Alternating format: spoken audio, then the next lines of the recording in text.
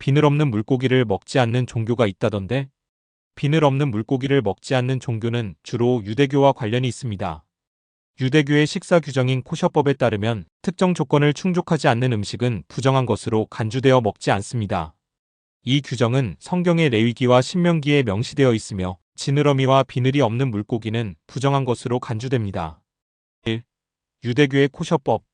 유대교의 코셔법은 음식의 정결 여부를 판단하는 기준을 제공합니다. 이 법에 따르면 지느러미와 비늘이 있는 물고기만이 정결한 것으로 간주되어 먹을 수 있습니다. 반면 지느러미와 비늘이 없는 물고기, 예를 들어 뱀장어, 오징어, 조개류 등은 부정한 것으로 간주되어 먹지 않습니다. 성경의 규정. 레위기 11장 9에서 12절과 신명기 14장 9에서 10절에는 물속 생물 중 지느러미와 비늘이 없는 것은 먹지 말라는 규정이 명시되어 있습니다.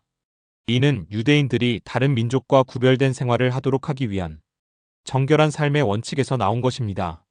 정결과 구별. 유대교에서는 음식을 포함한 생활 전반에서 거룩함과 순결을 중요하게 여깁니다.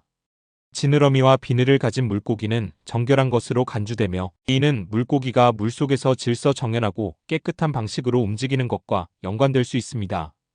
반면 지느러미와 비늘이 없는 생물은 부정한 것으로 간주됩니다. 2. 위생적 고려. 과거에는 지느러미와 비늘이 없는 수생 생물이 병원균이나 기생충을 보유할 가능성이 더 높았습니다.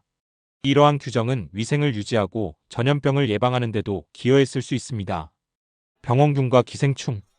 지느러미와 비늘이 없는 수생생물, 예를 들어 조개, 게, 새우 등은 병원균이나 기생충을 보유할 가능성이 높아 부정한 것으로 간주되었습니다. 이는 유대인들이 건강을 유지하고 전염병을 예방하기 위한 실용적인 이유로 해석될 수 있습니다. 3.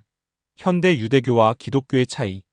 현대 유대교 신앙을 가진 사람들, 특히 정통파 유대인들은 여전히 코셔 식단 규정을 엄격히 따르며 지느러미와 비늘이 없는 생물을 먹지 않습니다. 반면 기독교는 유대교의 율법을 그대로 따르지 않으며 신약 성경에서는 모든 음식이 정결하다고 선언됩니다. 기독교의 관점. 기독교에서는 예수 그리스도의 가르침에 따라 정결법은 더 이상 구원을 위한 필수 조건이 아니며 신약 성경에서는 모든 음식이 정결하다고 선언됩니다. 따라서 현대 기독교인들은 지느러미와 비늘이 없는 생물을 먹는데 제약을 받지 않습니다. 4. 문화적 유산. 유대교의 코셔 규정은 단순히 음식 규정이 아니라 정체성과 신앙을 표현하는 중요한 문화적 요소로 남아 있습니다. 이러한 규정은 유대인들이 자신들을 다른 민족들과 구별된 거룩한 백성으로 유지하기 위한 상징적 행위로 해석될 수 있습니다. 결론. 비늘 없는 물고기를 먹지 않는 종교적 규정은 주로 유대교의 코셔법에서 비롯된 것입니다. 이 규정은 정결과 구별, 위생적 고려, 그리고 문화적 유산 등 다양한 요인들에 의해 형성되었습니다.